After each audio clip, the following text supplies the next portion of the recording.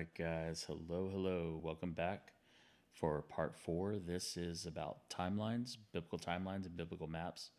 Why Bible timelines? Why biblical maps? Well, have you ever felt lost jumping from Noah to Abraham to Joseph? You ever gotten Joseph and Jacob's story mixed up, or Daniel and David? You ever been confused as to why you've got these books and Kings and Chronicles, and then you've got all these stories at the end, like Nehemiah and Nahum and Amos and Jonah, and you're like, where do these guys take place? Like in the story, in the overall story, how does everything take place?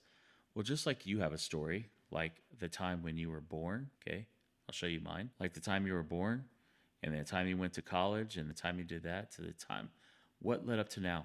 Just like you have a flow that happens and goes in through your life, and one thing led to another, and there were consequences and there were benefits of the decisions you made, and for people to really understand you, they would have to understand like how you've lived your life, when things happen, when major events happen, if they were really to understand who you are as a person. Well, the story of God and his creation, the story that leads up to lead up to Jesus Christ, we have to know what led God to building up, to choosing the Jewish people, and to growing up the nation of Israel to be the right type of vehicle to set it up for Jesus Christ to come on the earth for the right time, the perfect situation to set it up for when he comes.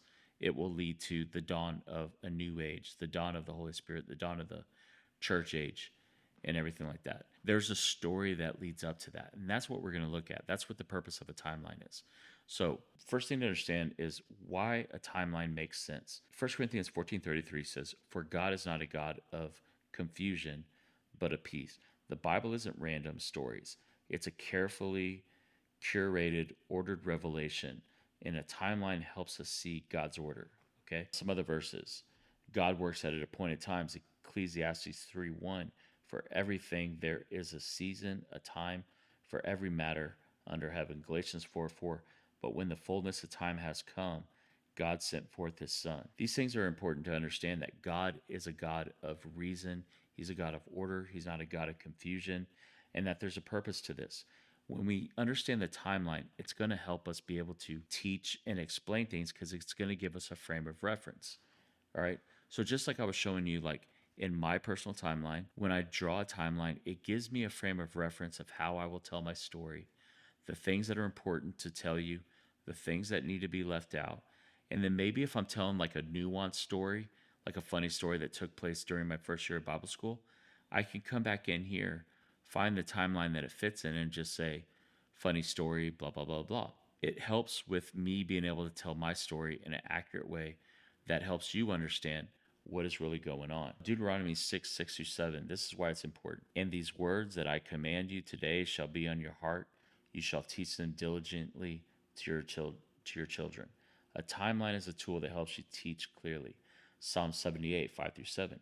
He commanded our fathers to teach their children, that the next generation might know them, and that they should set their hope in God.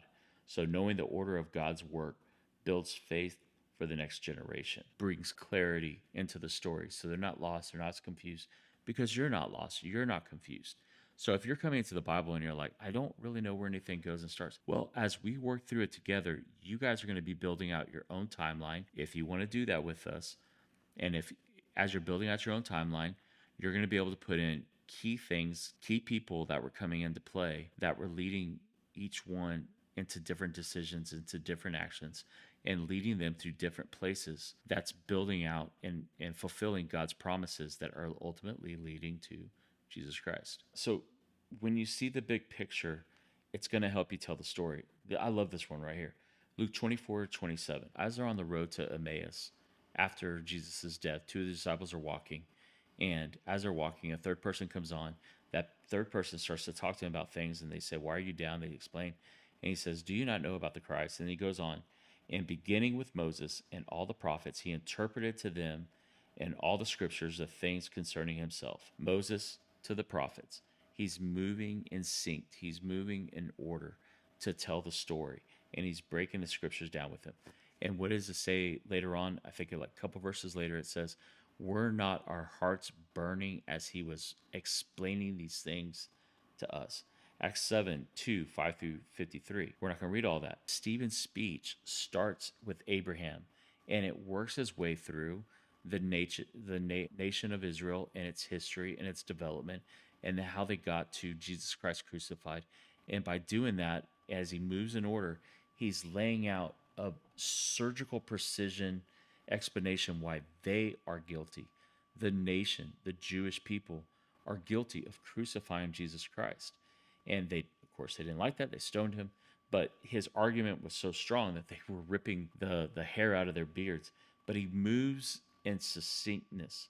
In Hebrews 11, when it talks about the heroes of the faith, it starts in the beginning with, I forget who it starts with, but it starts in the beginning and it moves its way from Abraham on all the way through up into the present martyrs and that were happening during that time. To tell a story, you want to move and flow. Another one would be, and this was really cool, but in Acts, of course I would blank out. I believe it was like Acts 26. It's when Paul stands before Agrippa. He tells his story.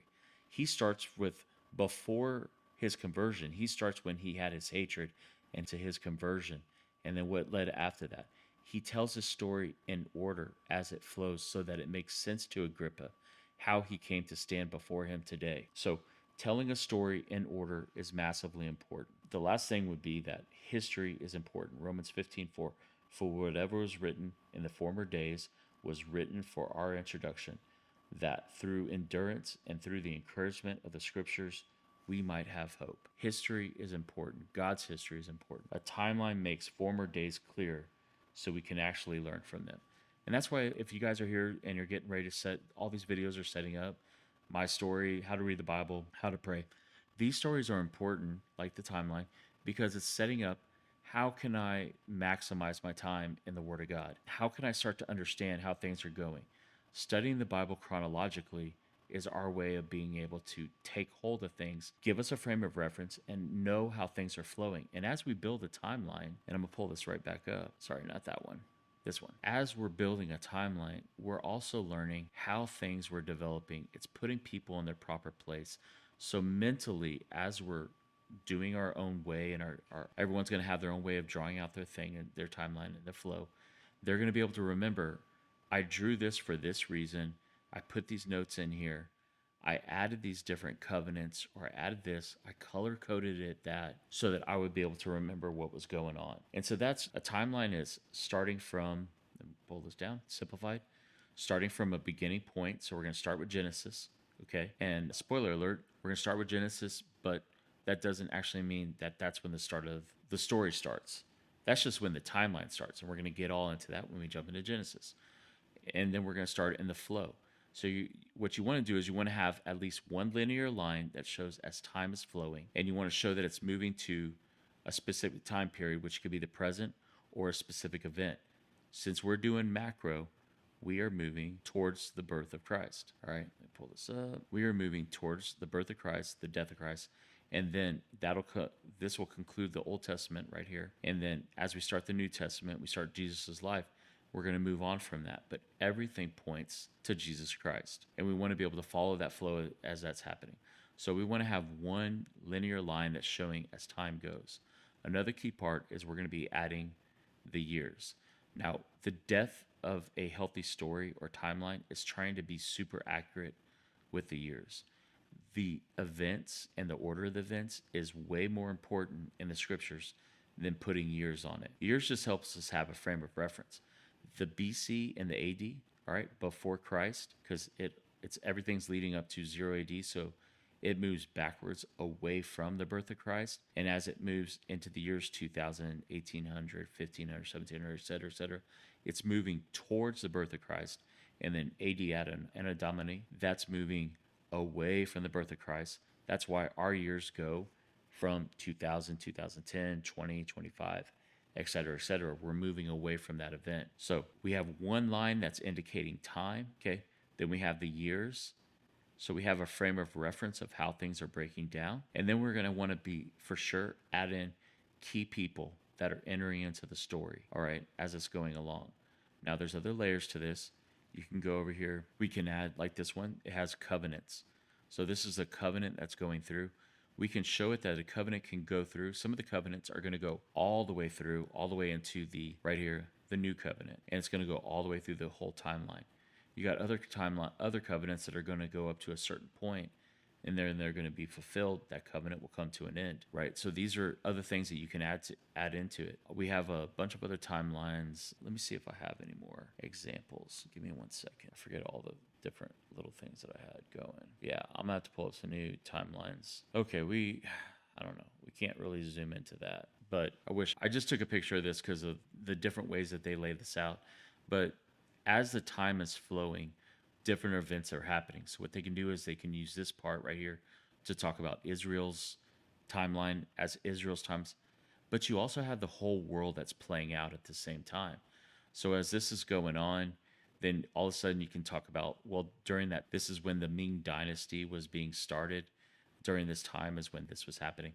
So we can follow the flow of other events and other cultures that are major influencers in the world to also add another frame of reference to our timeline. Everybody's timeline is going to be different. Certain things are going to stand out to you that are more important than what it would stand out to somebody else.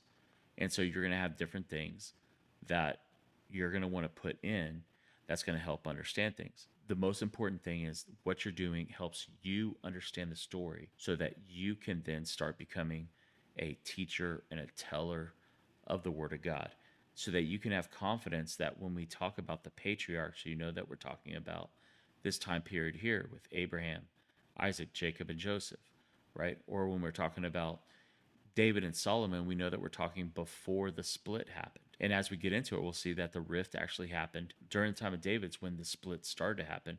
But you'll have an understanding why they went into exile, why there was 2 separate exiles, why one was returned and one was not. And then we're going to move on to the importance of geographical maps. Let me pull that up. Where you at? All right, so we got geographical maps. So knowing this is something that I love to do when so let me take one quick step back. I started doing the chronological Bible studies when I was in prison. I was set up with some guys that were really hungry to learn the Word of God, but they were super frustrated because they were all over the map. They didn't know what was going on, and they felt lost all the time. So what I did with them is I said, hey, why don't we just start in Genesis and start working our way through Revelations? And they said, yes, that would be great. That's when we first started saying, and I said, let's create a timeline so you know exactly who came at what point and what time. So you're not getting them all mixed up, and they love that. And then that you guys create a timeline for yourself, just like I made one for myself, so that you can start understanding, like, how would I build out my timeline? What are some of the important events that I would put in there to help people understand my story, etc. But the other thing, really cool thing to do, is you're going to come in and you want to be able to also be able to understand maps. So what I like to do is I just start with a general map and just say, do you know where you are on the map, the world map right now? Some of you may think that that's a stupid question, but there's people that don't. They never thought about geography. They were never taught geography.